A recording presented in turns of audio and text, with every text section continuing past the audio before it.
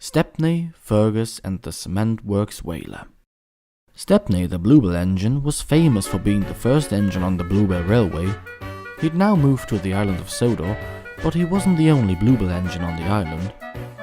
One day, Stepney arrived at Farquhar, where the Fat Controller was waiting for him.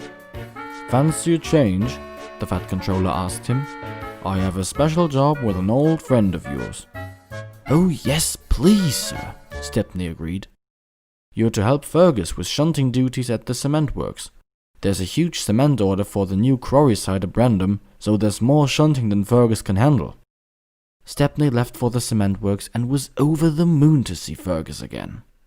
"Long time no see." Fergus was surprised to see him. "You're here. I've heard you were on the island, but I never strayed far enough to run into you. Glad to finally see you again."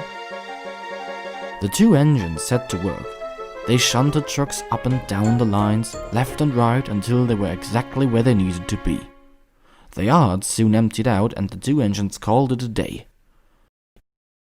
"There'll be just as many trucks tomorrow," Fergus said to Stepney after they returned to the shed. "I'm so glad you can take some of the weight off my buffers." "I'm always happy to help a friend in need," Stepney smiled. Both engines stayed up talking until late, but then... What was that?" Stepney stuttered in shock.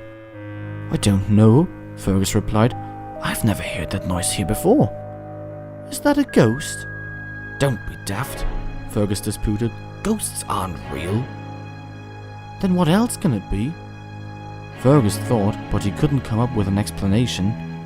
"I don't know." The next morning they asked their drivers. "That's the Cementworks Wailer," Fergus' driver explained.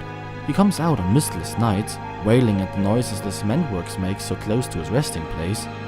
Stepney and Fergus were speechless. "And what does he do if we ignore his wails?" "Let's just say you don't want to find out." Stepney and Fergus both felt their wheels wobble. Fergus' crew were only joking, but neither engine knew that. The two engines worked for the rest of the day, but neither could concentrate properly. They could only think about the Cementworks Wailer. Later in the day, Stepney's concentration lapsed. He shunted some trucks a bit too hard. "Oh my, sorry." "That'll slow work down," Fergus said anxiously. "I just hope we can finish before night falls." "So do I," Stepney agreed. "I don't want to be making noises while the Wailer's around."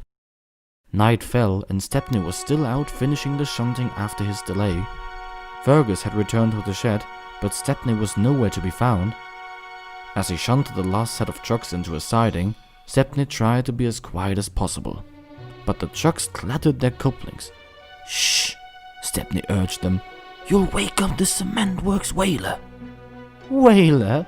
The trucks laughed loudly. "Stepney's scared of some silly sounds."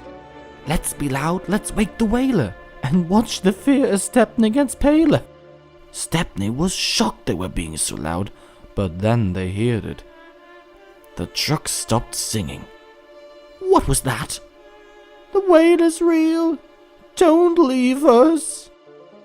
"But I need to get back to the shed," Stepney said, "before he finds me." And he left the scared trucks on the siding. Meanwhile in the shed, Fergus had heard it too. "Stepney should be back by now. I hope nothing's happened to him." Nervous, he set out to look for him. The two engines found each other. "The Wailer's out!" "I know, I thought he got you." "Let's get back to the sheds." Just as they were about to set off, Stepney's driver stopped him. "Oh, would you look at that? There's something moving in the shadows." Fergus was puzzled. "A fox make that sound?" "Yes," said Stepney's driver. "He must come and go through the waste bins during the night." "But you said it was the Cementworks Wailer making that noise," Fergus queried to his driver.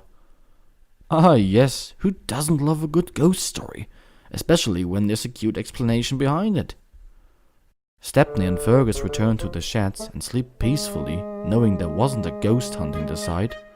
Fergus was sad when Stepney had to leave in the morning, but the two knew they'd seen each other again.